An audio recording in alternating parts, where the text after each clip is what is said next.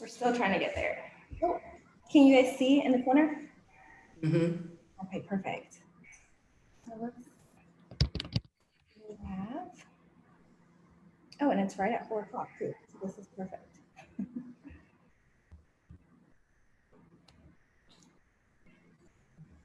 Hi, everyone. Welcome to BlackDVM Network and VetVet's Becoming a Pet Parent during COVID.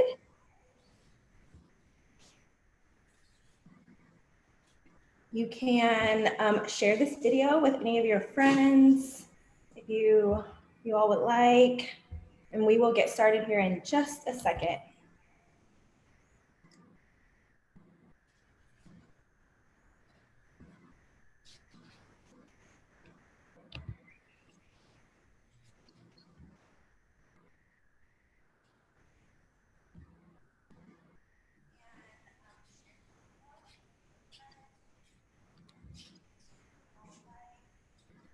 And if you're here, you can just drop in the comments where you're from, if you're a veterinarian, if you're a technician, if you work in a clinic, if you're a pet parent, what kind of new animal you have.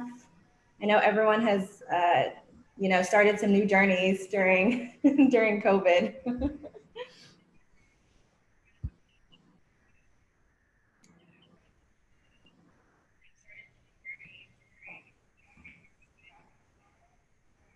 Cool.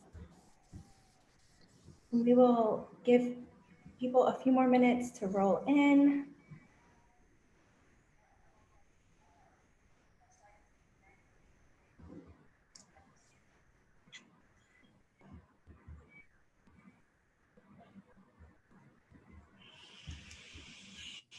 Nice. All right, well, I think that we can go ahead and get started. So my name is Tiara.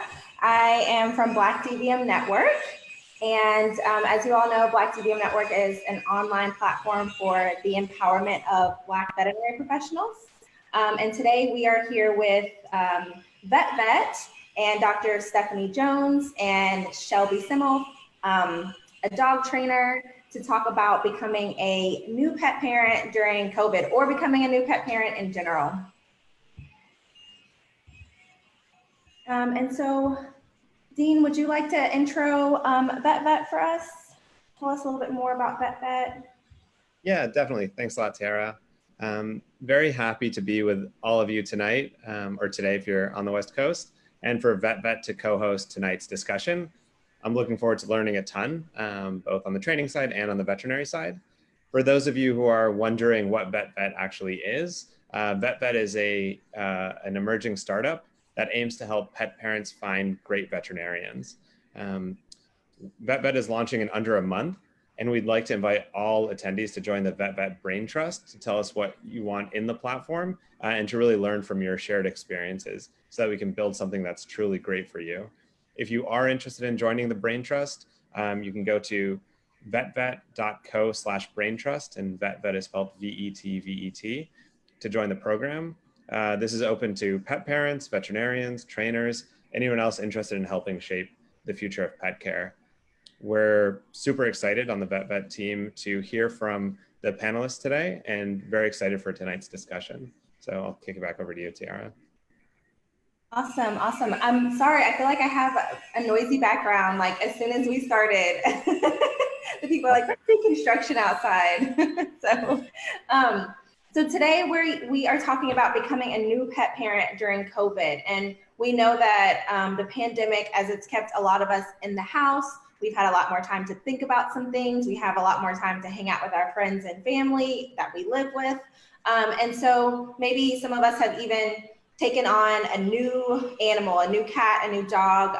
We've seen on the news that all of the shelters are empty, right? Everyone's fostering animals, everyone's getting new animals. And so, I think a lot of us thought that we wouldn't still be in this COVID space, well into August, but we are. And so we really have to think about and discuss what are the ways that COVID is going to impact becoming a new pet parent or having a puppy, and what's going to happen after COVID, and What are things going to look like? And if you're thinking about getting a puppy now, but we move out of the COVID space, what does that mean for you as a new pet parent, you know, post-COVID? So we have a lot of things to talk about. And we have Dr. Stephanie Jones from Pets Help the Heart Heal, and she's also a veterinarian with over 20 years of experience. And Shelby Semel, a dog trainer who has her own training business and works with a lot of dogs in behavioral modification. So I will let them introduce themselves. Shelby, would you like to go first? Hi, I'm Shelby, and I am a dog trainer, owner of a dog training company in Manhattan. And we do positive reinforcement dog training in the city. So it's really about teaching the owners how they can be the best trainers for their pets using positive reinforcement. So it's less about punishing things we don't like and more about reinforcing the things that we do want to help encourage them. And yeah, we do group classes, private sessions, virtual sessions, so we can help train in any city or country, which we started through COVID and we're going to keep. And yeah, we work with issues ranging from, you know, basic new puppies all the way to new rescues, aggression, anxiety. So you name it, and we are able to help with it. Awesome, awesome. Well, thank you for being here today, Shelby. Dr. Stephanie Jones, would you like to introduce yourself? Tell us a little bit more.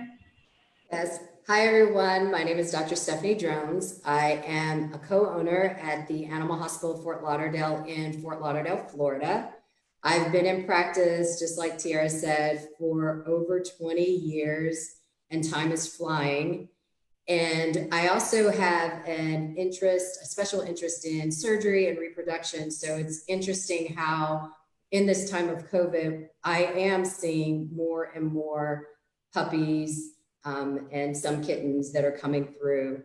So this is definitely going to be a warranted and good discussion to have tonight. I also just recently started a nonprofit called Pets Help the Heart Heal. And we work with foster care organizations, underserved, underprivileged youth. We promote the human-animal bond through veterinary medicine and exploring careers in animal industry. So we definitely know as veterinarians, as dog trainers, the benefits of the human-animal bond. And we are just bringing and trying to spread a little joy and a little cheer in youth of today. That's awesome. I love what you're doing. So we are going to just talk about a couple of things. And then if you guys have any questions, please drop them in the comments box. Let us know.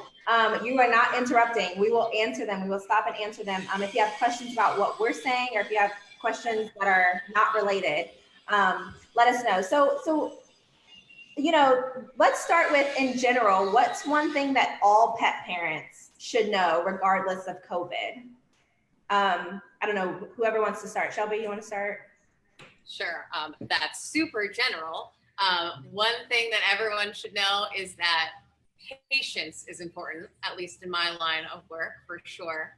I think it's about not having expectations and then having a lot of patience for whatever you're going to encounter, and just being ready to put like your all into it as best as you can. And the beginning can be tough for some people. So it is really important to get the help that you need from your community, your vets, your trainers, your dog walkers, daycares, whatever you need, because it really takes a team to raise a dog. For sure. What about you, Dr. Jones? What piece of advice do you have for new? So my thing is that I want pet owners to understand that raising a pet or having a pet is very similar to having a child, and there is a lot of responsibility involved. And I agree 100% with Shelby that it does take patience, and there is work that needs to initially be put in order to be that responsible pet owner. So I definitely think it's very, very important to have a true grasp and an understanding of what it is and what it means to be a pet owner. For sure, for sure. So we have one question that came in, and we can start there also. It says, my boxer is 9. Is it too late to train him in what I would like? So maybe he has, something that he wants his boxer to do. Is there an age that is too old to train? I think so. I don't think there's too old to train. You can't teach an old dog new tricks thing, I don't think is valid. Sometimes they might not learn as quickly if they haven't been learning and they have to get that part of their brain working. They're not used to it. So again, patience can come into play. But I've worked with 9-year-old dogs on both, training new tricks and behavior modification. And if you put the time in, it can still for sure make a difference. So I wouldn't give up just because of age. And it's true, because I've seen when owners have adopted or rescued, dogs from wherever, and once they put that work in, even just the simple obedience, you know what I'm saying, as far as that goes, if you've got that time and the energy and the effort, I definitely think it can be accomplished. Yeah, especially a dog that maybe, never had that chance for training. And if maybe it had been trained when it was younger, a lot of these issues wouldn't be there. They might just be looking for something to do and to be told what to do and to have some instruction. So yeah, you would be surprised what, a little school for dogs can do. Right, right. And I think that, someone commented that communication with everyone that is involved with the dog is also very important. And so, and you guys both mentioned that, right? Like it takes a village, just like it takes a village to raise a child, it takes a village to raise a dog. Obviously we have a veterinarian and a trainer here, but are there any other people that you guys think are important that should be involved outside of veterinary care and training in a dog's life? I'll start. I do think it is really helpful to have, we were joking before this started about co-owning a dog. It is so important to have a backup for if you're going to go away, travel, or in a case of emergency, another family or a daycare or a pet sitter, someone who is very comfortable with your dog, that your dog is comfortable with as well, to help you, because nobody can be there 24/7. So I do think it is important to have, something along those lines set up from the time they're a young age. So again, whether that's daycare or even a dog walker, someone who can help you in a bind. So that's pretty important, I would say. Yeah. And I agree. Even still, once you have your groomer that, you're comfortable with, and you're communicating, you're working with the training. And so these are the commands that we're using right now. And if you have that relationship with that particular groomer, then they will continue to follow through with those things that you've already implemented. And then your family members, even still, whether it is your mom at a different location or your cousin or your aunt, you want us to all say the same message, right? You always want them to all be on that same page of how to do instructions. However, with kids and things like that, I know that you may get that auntie that's like, well, I'm gonna do it my way because I've raised dogs. So you just want to stay in communication with them on what's working in your house and let them lead from there. Luckily, if you have enough consistency, that one ant shouldn't screw it all up. You should be pretty good if everyone else is consistent. So don't worry. No, that's awesome. That's awesome. And I think, like you guys said, there are so many people involved in a dog's life. And I think that sometimes pet parents try to take it all on. And, it's not something that we can always take on by ourselves. It definitely involves the veterinarian for medical care, the trainer for behavior, the walker who's, gonna give them some daycare time and things like that. So one person asked a really important question, and I'm really glad that we're getting the chance to hit on this, but they said, how do I socialize my COVID puppy during quarantine and social distancing? So I'm sure that's been a hot topic for both of you guys in the last 6 months. But Shelby, do you want to start with that question? Sure. So there are a number of different ways, and depending on your comfort level, I'll give you a few different options. So There are people who are still doing like drop-off puppy socialization classes. So the trainers are working with the puppies, and you get to drop your dog off and pick them up at the end. So you can contact your local trainer or people in your neighborhood and see what they're doing about that. Again, a drop-off play, as long as it is hosted by someone that is trustworthy and that you've looked into, could be a good option. I don't suggest too many dogs at once. In my puppy play groups, we do 2 dogs at a time down on the ground playing, and then we pick up the other dogs and we swap who is down. One-on-one play is the safest play and the best way for your dog to learn. So 7 young puppies like running in a circle is probably going to do the opposite of what you want, and you're better off not socializing your dog than socializing them in a harmful way or an incorrect way. So one-on-one is ideal. Another option would be getting together with a friend or family member that has a friendly dog that likes puppies, because your dog could be friendly but not into puppies. So an adult dog that likes puppies, and you can get together one-on-one, and it doesn't have to be another puppy. It doesn't have to be, like I said, a group of puppies. If you have friends that are safe, that you are comfortable either meeting outside or indoors wearing masks, and you stay apart from each other but let the dogs play, a little bit of one-on-one play a few times is great. You don't have to overdo it. Don't assume you need to be meeting another dog every single day to fully socialize your dog. It's more about quality than it is quantity.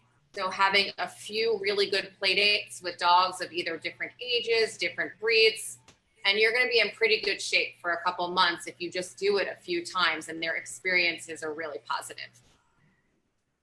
That's awesome. Those are all good tips.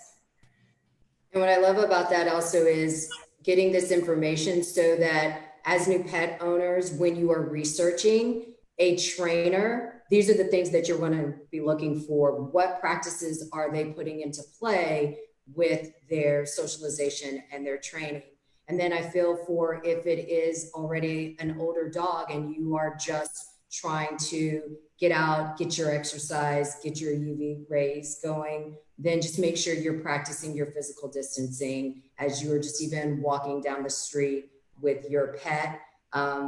There's some mixed components about the retractable leash. We could talk about that on a whole nother level, but as long as you have a secure leash that is approximately 6 feet, I think that's better than the retractable leash. And so that you are staying safe and protected and you're letting your pet get the exercise that they need.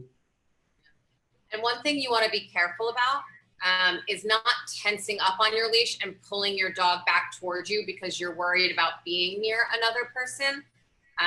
We don't want to send our new puppies the wrong message that either other people or other dogs are scary. So you want to be very careful about that. If you need to walk away from someone because you're a little bit too close to them and you want to give a little bit more distance, rather than jerk the leash with your arm, you want to use your momentum and walk with the dog, and that will make the whole difference. So just keep that in mind when you're passing a person or a dog and want to create space. Wow, I didn't realize that was, had negative connotations. And sometimes I feel like with my shepherds, since they're 60 something pounds, it looks like I'm jerking them, but in reality, that's me trying to get my momentum. But that totally makes sense. That totally makes sense. So thank you guys for answering that question. And that was a really good question that someone asked. So someone else wants to know, can I train my dog to not eat stool? And I know that it's, it seems like a crazy thing, but I think it's pretty common. Do you guys see that a lot? And I'm actually going to let Stephanie start with that, Dr. Jones start with that, because sometimes it is a medical issue. So I'll let her take that to go. Absolutely. I mean, first and foremost, we have to make sure that there isn't any underlying reason as to why your pet may be eating their stool. So that goes with your puppy visits, your puppy checkups, or even your adult wellness visits as well, because we are doing that fecal check and making sure there are no intestinal parasites going on. We are making sure that our body weight matches our breed, right? Because if we are underweight, possibly malnourished, maybe they might be doing that. But then if you've done all those checklists, at the end of the day, sometimes it is what it is. And You know, there are products that are available to help deter. I've pretty much thrown a lot of stuff at puppies or even adult dogs, and then the poor owners are like, I don't know, doc. And it's hard because there are times when they just love it.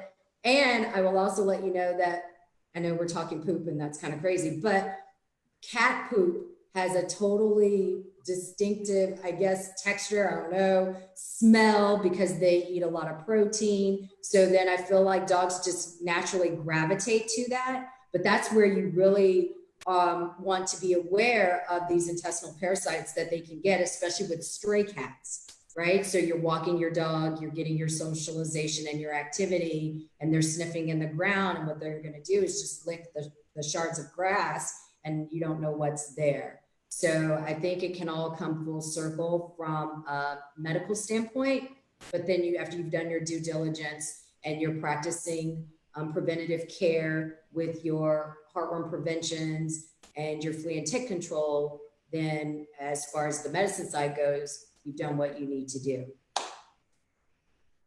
For sure, for sure. And then the training comes in when you've ruled out that nothing medical is occurring. And if forbid or deter or pineapple or any of the things that Google tells you to try having your dog ingest to make their poop taste or smell rancid, if none of that works, you should teach your dog to leave it, not starting it with the poop. You want to start learning it with treats and toys and easier items to leave, and then you can start working on leave-its with your dog who is currently sniffing or about to chomp on their poop. And you have to make the reward better than the actual poop itself. But you need a very high value reward. Usually that's a really good start. Depending on what the issue is or how long they're doing it, you might want to use some management. So you want to take away access to the ability to eat the poop. So if if they're doing this on a walk, you want to make sure you leave a little bit quicker so they can stop practicing this activity that could become a learned or just fun activity that they enjoy doing. If they're doing it on a wee-wee pad and they're in their pen for too long, some dogs don't like being in the pen with their poop, so they eat it so it can be more of a clean area for them. So you might want to be either timing the food and the poops better with the walks and getting them to poop outside more, or being there to clean it up quicker. So there are different, a few different things depending on why we think your dog is engaging in the poop eating activity. If they're doing it in a backyard where they're far away from you, you might need to have them on a long lead to practice the leave-its and recall and your basic obedience. And hope, because many dogs do grow out of it at some point if you, again, don't turn it into this fun activity for them that they love doing that's very rewarding. So the sooner you catch it and start working on it, the better. That's awesome. That's awesome. So then we have a question about cats. And someone asked, can cats be trained? They said, I always hear about training for dogs, but as the parent of an amazing 1-year-old cat, I'm curious if cats can learn new tricks too. So what do you guys think about that? Well, I know that it can be done. I have a really good friend. She has this kitty song that she sings, and they all come to this wonderful little pull-out cabinet with all of their food in it. I have clients that have trained their dogs to walk, on outside on a leash. I do find that some of it can be learned behavior, like if you have a cat and a dog in the household, right? And especially if it's a kitten, then they're going to be doing their mirror imaging onto the dog that's in the house. So I do feel like sometimes that's how they can get them to adapt and to learn those particular tricks. But I think at the end of the day, the concept of repetition is key. Shelby, I mean, you can attest to that, is most likely what's going to be the factor that works for cats as well as dogs. Yeah, so I don't personally do too much cat training, but a lot of my colleagues do. And you use the same principles of positive reinforcement training that you would with a dog, a cat, a tiger in the zoo. rats, all of the same concepts, which is positive reinforcement and using a marker signal to let the animal know when they've done something correct and reward them for it. It actually started with dolphin training, and that's kind of where it all stemmed from. So cats can definitely learn. They can learn new tricks. Their behaviors can be worked on. I know a lot of people actually do it for getting them comfortable with the vet when they can, to help calm them down a little bit. We do that with dogs too. So yeah, definitely possible. I just don't have too much information on that since my specialty is dogs. Yeah. Yeah. So to answer your question, it seems like cats can be trained, and it's, a similar methodology that dogs and dolphins and tigers all use. So that's awesome. And I've seen some training at the zoos, and it's really, really cool. Like target training and all of the things that they do. And then Shelby, like you said, with taking cats to the vet, that's the entire basis of the fear-free practice, is the positive reinforcement and making it a good experience and creating, rewards for doing certain things, and also letting them do it on their own time. So that's awesome. Another question that we have is, how does a first-time pet owner go about picking the best health insurance, especially for older pets? Do you guys have any comments on that, health insurance?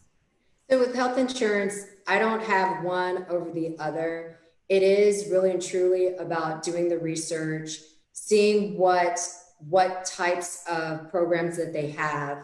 Once again, it's going to be based off of your budget. See about the pre-existing conditions, whether they're covered or whether they're not.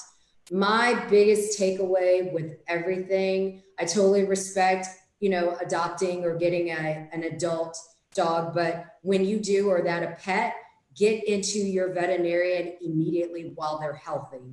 Just go in and get that physical exam that says heart and lungs are clear, there's no obvious abnormalities. Don't let them get an ear infection. Don't let them get anything. Go directly from point A to point B, because if we as veterinarians can document, at least at that time of even establishing their coverage, that they are of health, then you're good with anything else that might incur.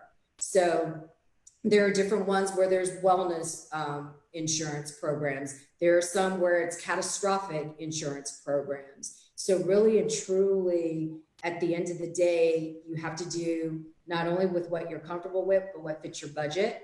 And then also be mindful of the breed that you get. And if there are any issues that breed is known for, do your research ahead of time, because that is going to help you to be prepared. And then at the end of the day, you're not going to know. I mean, I unfortunately just removed a little chew toy foreign body off of a dog that's a year of age. My dog was notorious for eating, my little one's socks, and thank goodness, he would either vomit or poop it out. But at the end of the day, you just don't know. I mean, it is literally just like human insurance as well. So I personally feel it is so warranted. And it is better to be prepared, because you never know. You never know when it's going to happen, what's going to happen.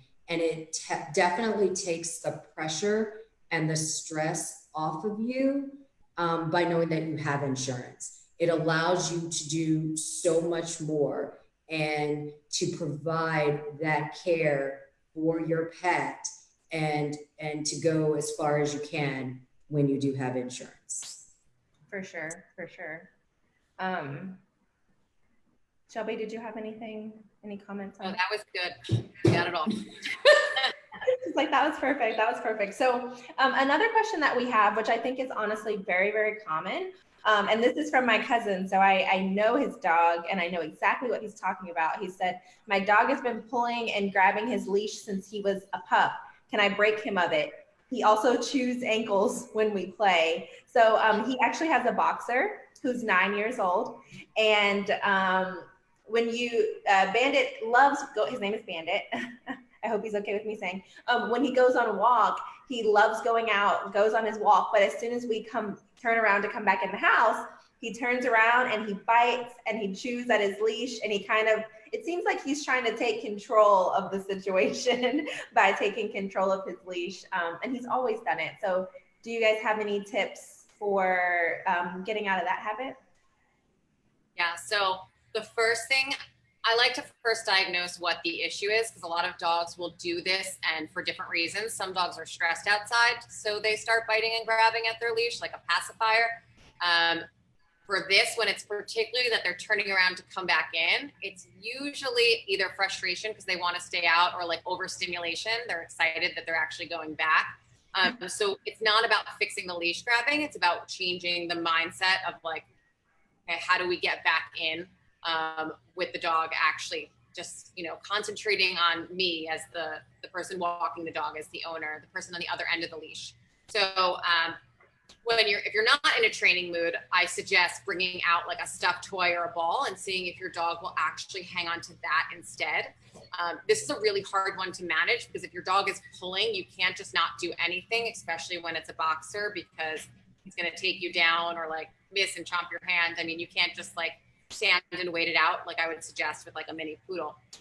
So trying a stuffed toy, even one that's like maybe long enough that you can be holding one end and they can have the other end. That way the leash is free and you can walk with them.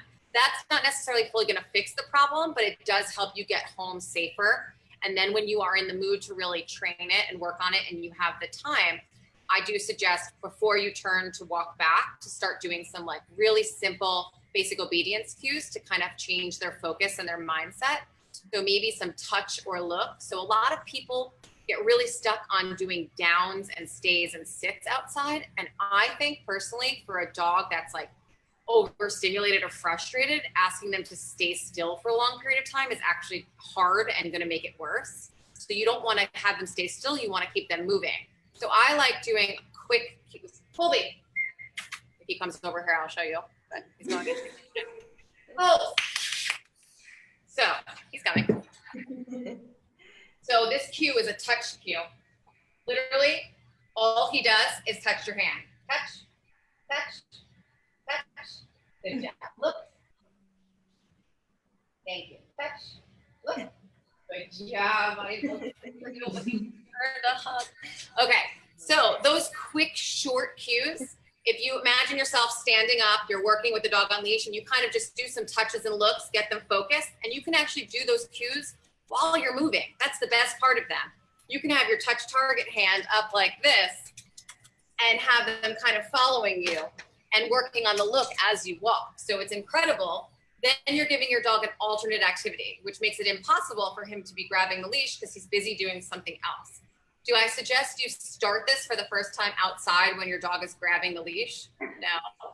You need to practice it first inside in your home, teach it to them, get them good at it, then slowly start working around distractions. So having said that, you use that stuffed toy or ball or something in the meantime while you're working on it. And anyone who gets my email after this, I have those directions on how to teach those things written up, and I'm happy to just send them over. That's awesome. That's such good advice. I honestly thought about it in my head, and I was like, well, maybe if he is, doesn't want to go home when we turn around, maybe it's better to like walk him in a circle. And I was thinking, maybe that's what Shelby's going to say. And then you just took it like so deep. And I was like, wow, that's really cool. And I do the touch. I learned that target training from the zoo. And so I do that with the shepherds, and I train them for that, mainly for photos, so I can get them like one on either side of me and then to look at the camera. So. Yeah. It's useful for so many different things. So it's the first thing I teach any new dog coming into the house, whether it's puppy or older. Touch and look are the first things I teach before even sit. And it's really easy for them to learn. I mean, they catch on so quick because as soon as their nose touches your hand, you can, Yep. get straight, and they get it. They're like, oh, that was easy. Cool. So let's see. I think we had some other questions too. Vic, I hope that answered your question if you're still on. So the next question says, how can I keep my dog from barking at every noise he hears outside the apartment door? So anything about barking? Okay, so another fun little question.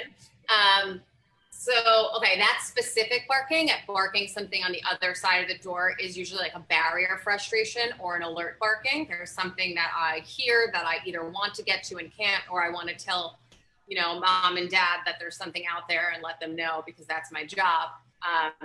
So that can sometimes be genetic. It can be a breed thing. It also can just be a dog that's sound sensitive.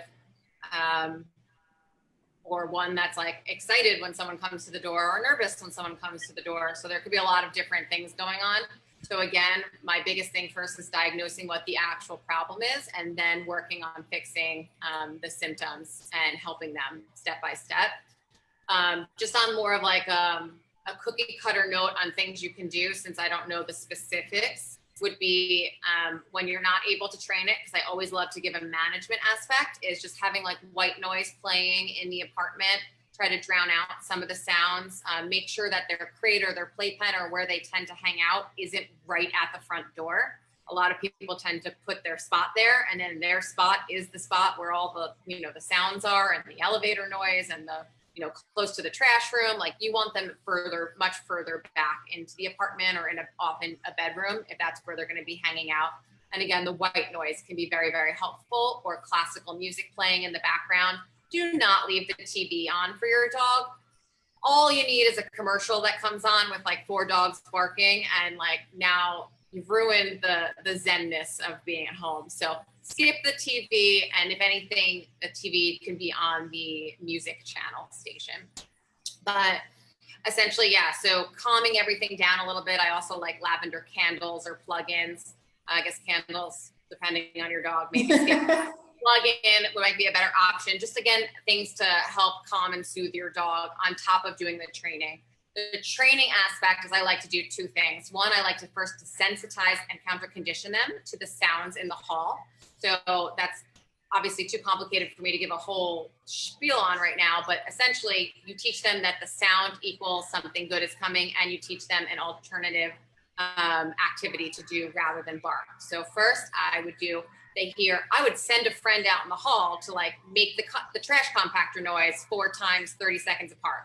And each time they hear it, I give them a little treat and praise. When they're starting to calm down and enjoying hearing the sound, then I might ask them to do something when they hear it rather than just get a treat. So they might hear the sound and have to do the look at me and get a treat.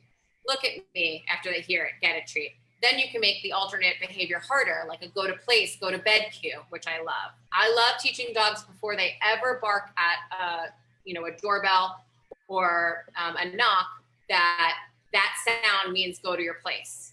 So, Pavlov's dog, you hear knock, knock, and the dog runs and goes to its place and knows to wait for a treat. So you can start that earlier.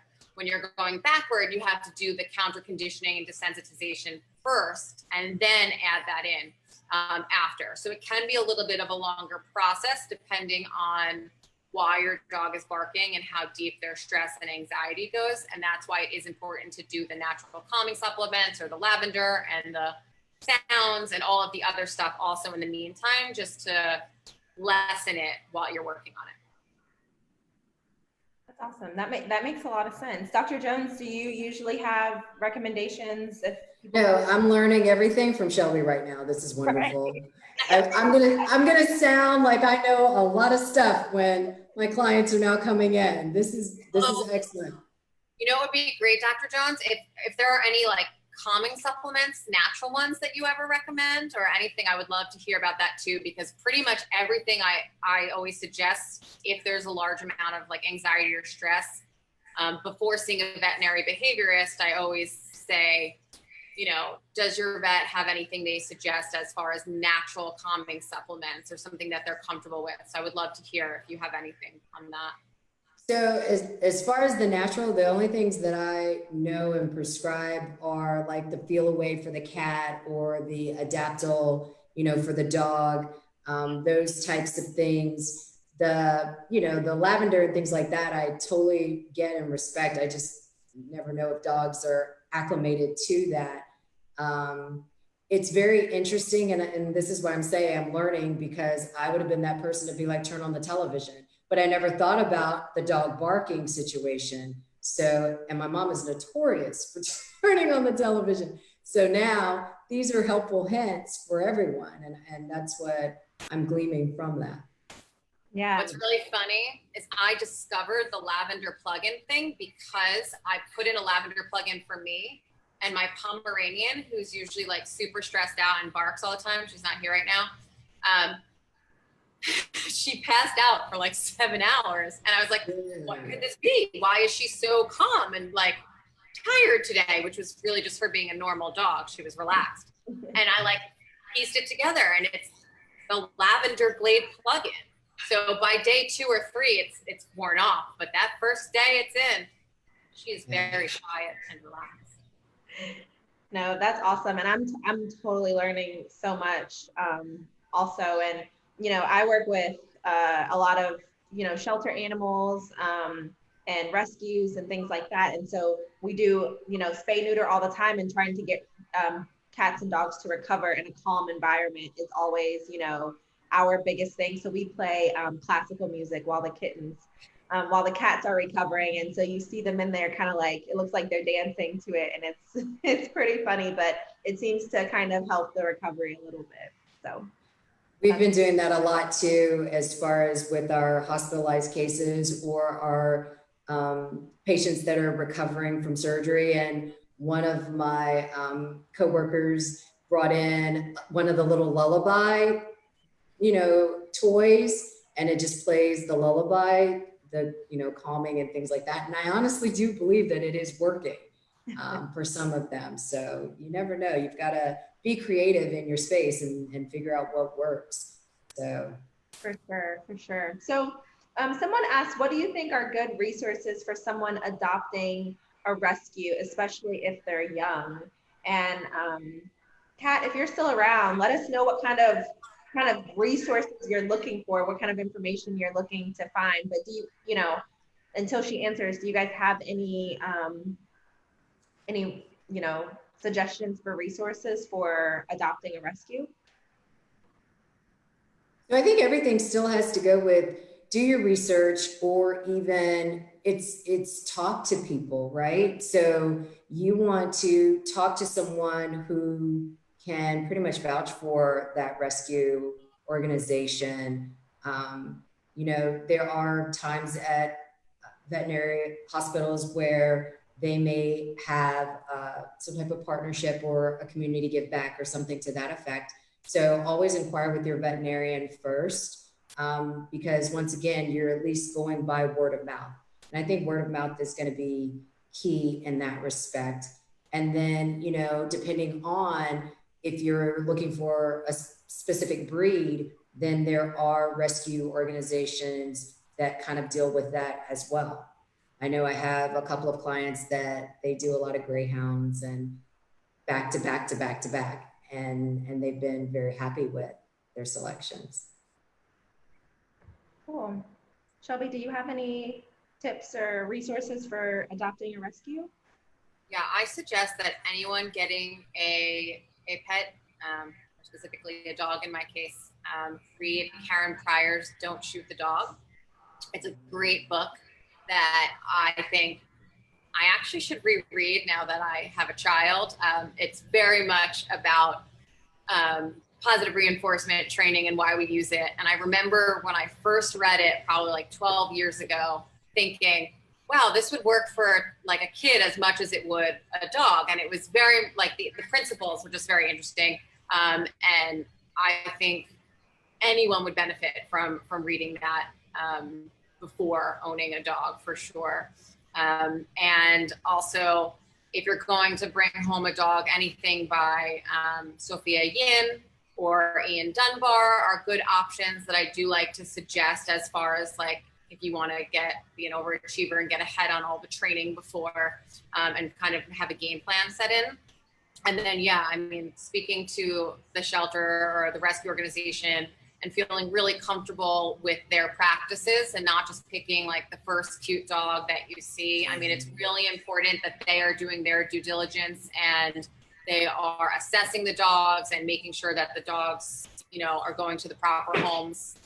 And I mean, I help a lot of people locate their dogs. So people contact me before they get their dog, and I help either in person or via video, help pick the dog that would be the right fit for them. So I think that, you know, the more knowledge, the better. And yeah, it's kind of knowing what you want, what your non-negotiables are. Like, I can handle a dog that maybe doesn't love other dogs, but I absolutely cannot handle a dog with separation anxiety, right?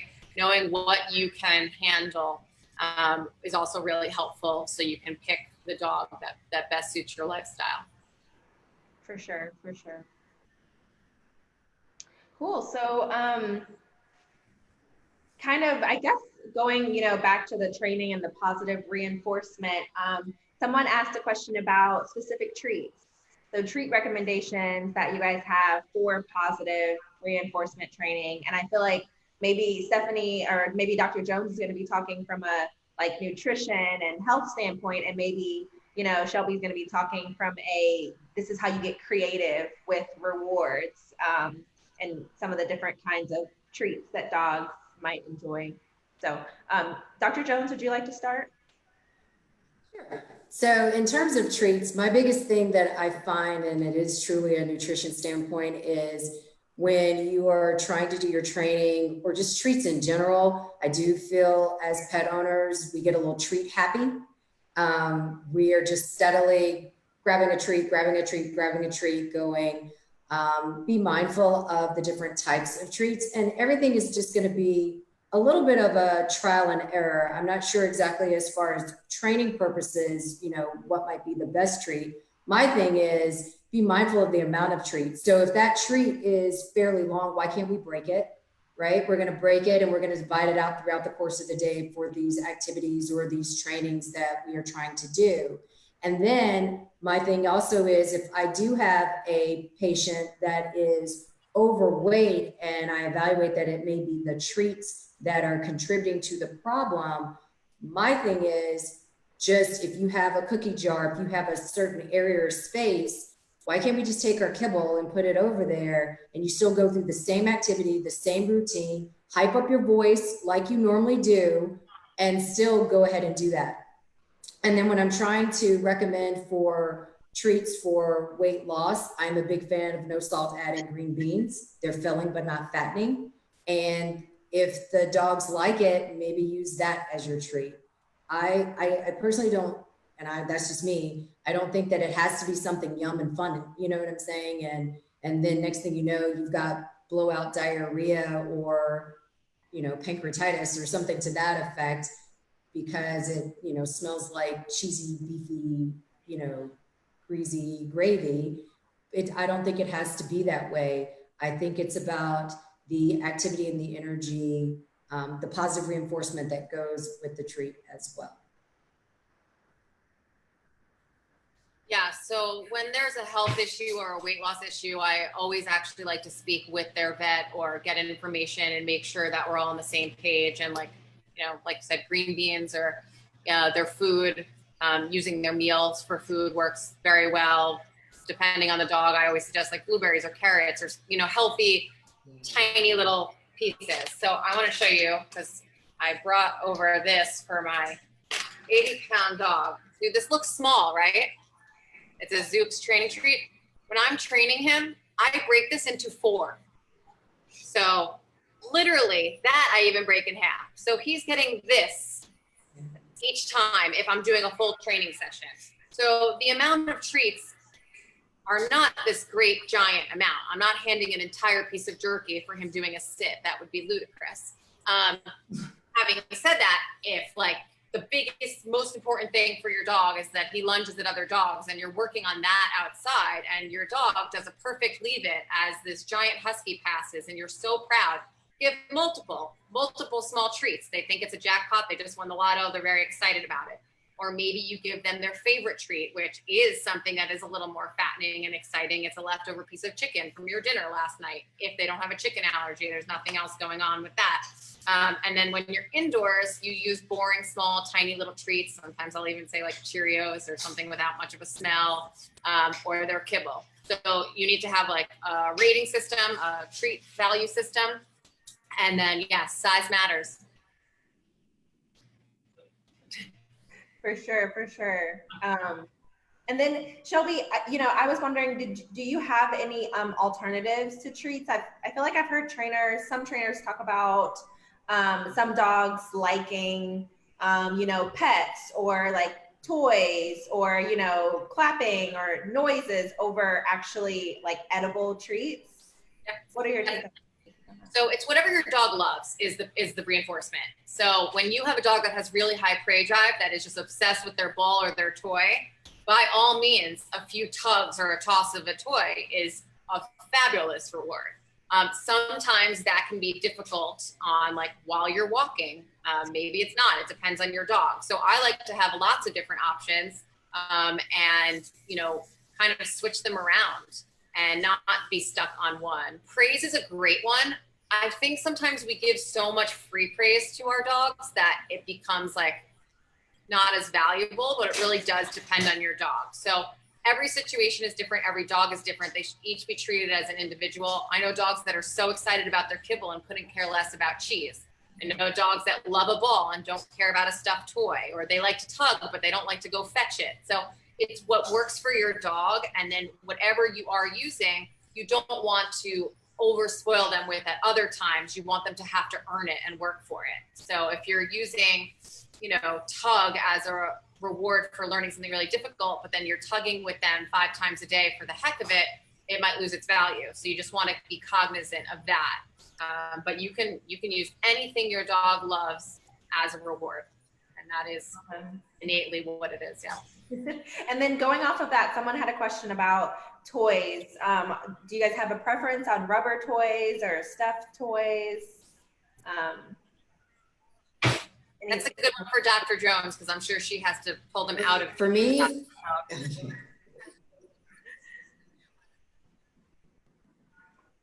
exactly. So for me, in terms of, I'm sure there are certain ones, just like Shelby was saying, in terms of, are we still here? Yeah. There was a little bit of a lag there. But for me, in terms of the toys, I think the biggest things from a veterinary standpoint is just be mindful of the size of the toys. We don't want the small things that when they're jumping up to grab, it goes straight down their throat, because that's what I remove. If they are stuffed toys, be mindful how easily they can pull that stuffing out, because that's what I remove. If there are eyes to them or buttons to them, I would just advocate just removing those. Otherwise, that's what I'm going to remove. So you have to be very careful with those when it comes to the stuffed toys, the squeaky components in there. Oh, Lord, you guys just don't know whether I'm going in surgically or I'm going with a scope. That's what I remove. So I think it's very, very important to be mindful of it. Supervised playtime, especially with the puppies with the toys, so that you are there and observing and being mindful of those things that I just said. The rubber toys, once again, I think I am a little bit more okay with those, because they can't be broken down for the most part. The nyla bones, they can't be, broken down during teething. As far as those flavored bones, they have the knuckle bones or things of that. Pig ears are difficult to digest. I've removed those. So, I've removed greenies. You just have to be very, very careful with what you're doing and be mindful of the nature of your pet. If they're one of those that are just going at it and they're like very, not aggressive, meaning mean aggressive, they're just very vigorous with, playing with their toys, that needs to be supervised. You need to be, sometimes I'd rather for them to be bigger than, even if it says medium and medium still fits here, I'd rather for it to be, even a little bit bigger so that I'm comfortable with the fact that number one, I can grab it, and number two, they're not going to swallow it. That's true. And you know, one of the things that I have seen and I like, they have the toys that open up and you can put the water bottle inside. So if your dogs are obsessed with that noise and that crunch, you can put a plastic water bottle inside and then they just crunch and crunch and crunch. And then once that one's done with, you can put another one inside as opposed to the squeaky toy. My dogs are complete, like they just love to completely destroy it. And they just will find that squeaky and then squeak, squeak, squeak, and play with the squeaky. And I'm like, nope, give it here because you guys are gonna swallow that. So they also like the water bottle because it gives them that noise, but they can't really, you know, get to it and it's much bigger. So they're not gonna swallow it. So we are kind of coming up on time here. We have a few more questions that I think that we can get in. Everyone has so many questions for you guys. I'm sure that they are loving this and loving that they're getting their questions answered by a veterinarian and a trainer at the same time. It's very rare to have both people in the same room. So this next question is, what is the best way to housebreak a dog? And should they be concerned if the stool is a little loose? So that might be two different questions, but we can touch on both quickly. I'll let Shelby do the housebreaking.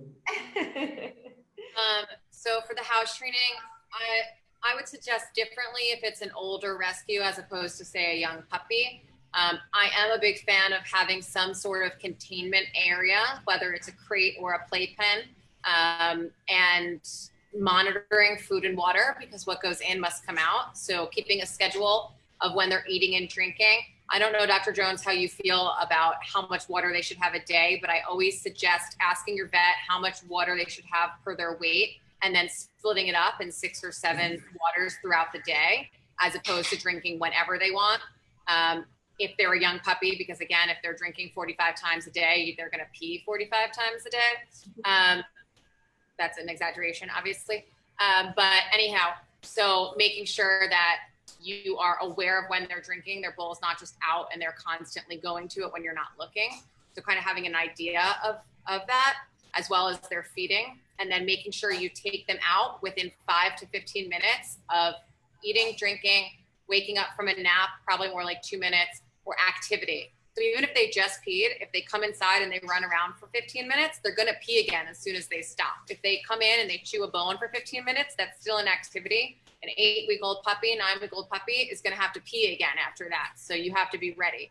And if you are unable to watch them, they should be in their safe containment area that they hopefully don't wanna pee in. So a crate or their playpen that can be small or larger with a wee wee pad, and you can slowly make it larger as they get better at holding in their space, holding in their bladder. I don't know why I said space. And then also keeping them attached to you on leash in lieu of a containment area sometimes if you don't feel like putting them away is a good option. So your puppy or your dog that has never been in a home before shouldn't be just wandering around your house, the day you get them. So by keeping them attached to you in between outings or when you're not able to be actively watching them. So actively watching them means you are interacting with them, not watching your favorite TV show while they're in the room nearby, because it takes 2 seconds to have an accident.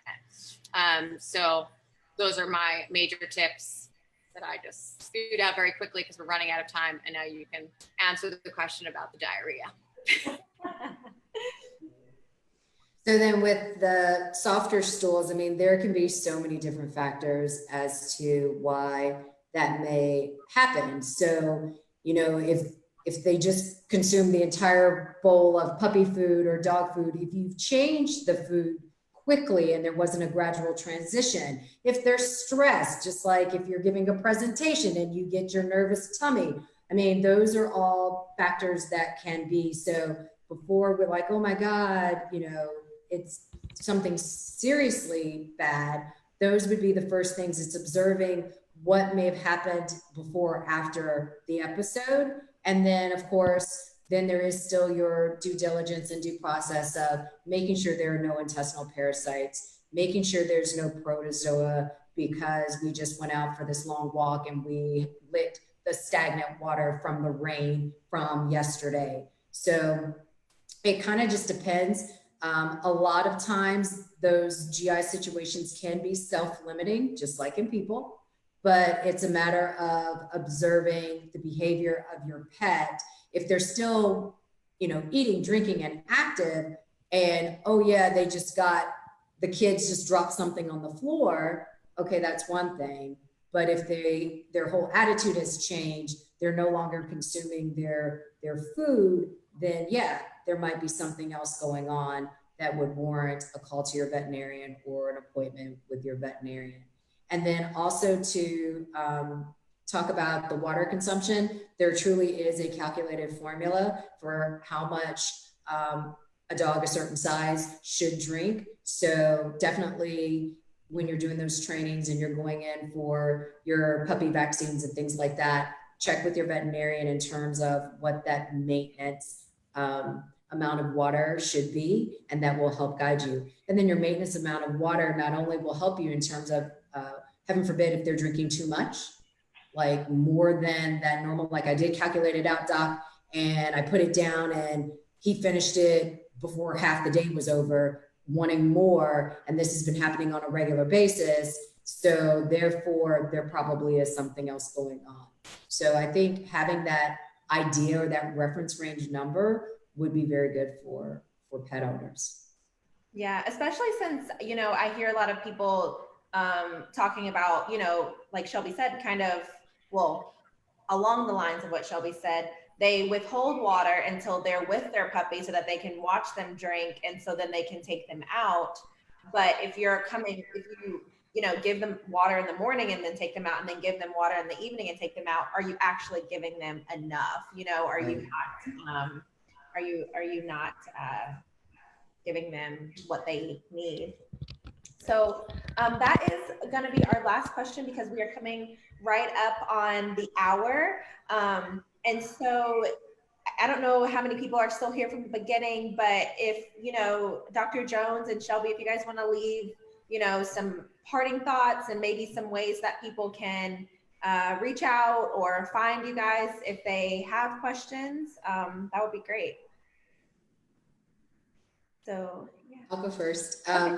So I think that becoming a responsible pet owner is taking the time to develop that bond with your pet. I think the human animal bond is so important. And the saying is, it works on both ends of the leash.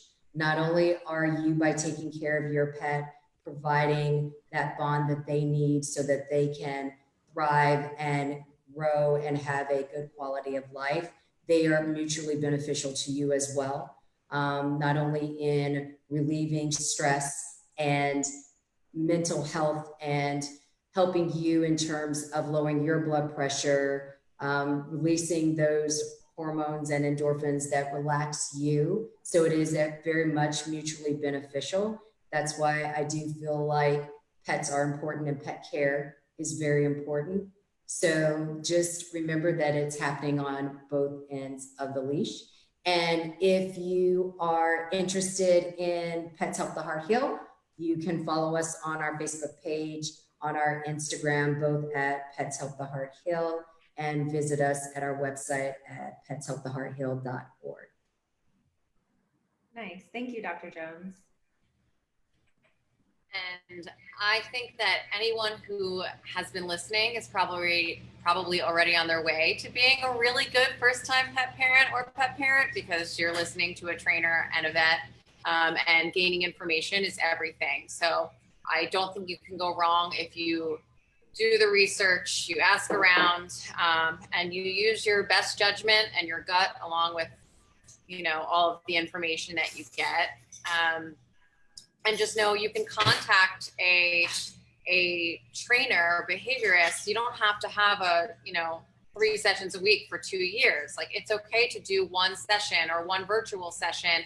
Just ask a few questions, kind of get an idea, fact check a few things, and, that's it. And, trainers, my team or most trainers, we're there to help you. So when you have a follow-up question, we're not going to charge you $1 billion to ask that question. Like, we're all here because we love animals and we want to help. So take advantage of, you know, people who specialize in training or medical advice or grooming, whatever it is, and use your team.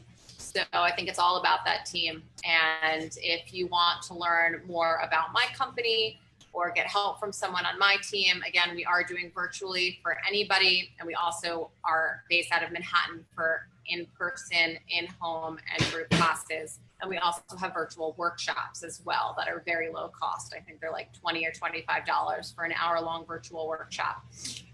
So you can check out my Instagram, Shelby Semel-Dog Training, SEMEL, and all the information is pretty much there.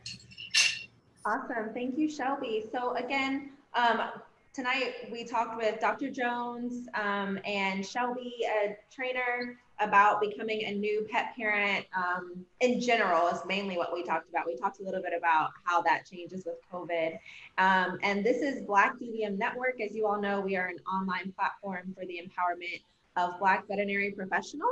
And we're always trying to put out information for clients and for veterinary technicians and students and all kinds of things. So if you're not following this page, please hit the like button, hit the follow button. And then we also have a group. It's a private group that you have to request, but we accept just about everyone. It's for clients, again, students, veterinarians, technicians, all of that. So you can ask your questions and hopefully we can answer them and you have that team of people behind you. And we did this in conjunction today with VetVet. And they are an up-and-coming platform for clients and veterinarians also. They have put a survey in the comments. So if you, people are commenting, but if you can, you know, find it, it's a few comments up. I'm gonna go ahead and pin this comment also so that you guys can fill out that survey. Let us know what you thought about tonight. If you still have extra questions, if you want more information, just let us know how we did. And again, you can find, you know, Dr. Jones at Pets Help the Heart Heal, and then Shelby at Shelby Semel on Instagram and Shelby Semel-Dog Training. And then of course, BlackDVM Network and VetVet on Facebook, Instagram, and on our website. So thank you guys so much for coming out tonight. We really, really appreciate it. And that's all that we have for you guys. Thank you again, Dr. Jones and Shelby. I mean, I learned so much just from like sitting here with you guys. So I hope everyone else did too. But I really appreciate you all's time tonight. Thank you so much for having me. Yes, yes. Yes, thank you so much. It was so much fun.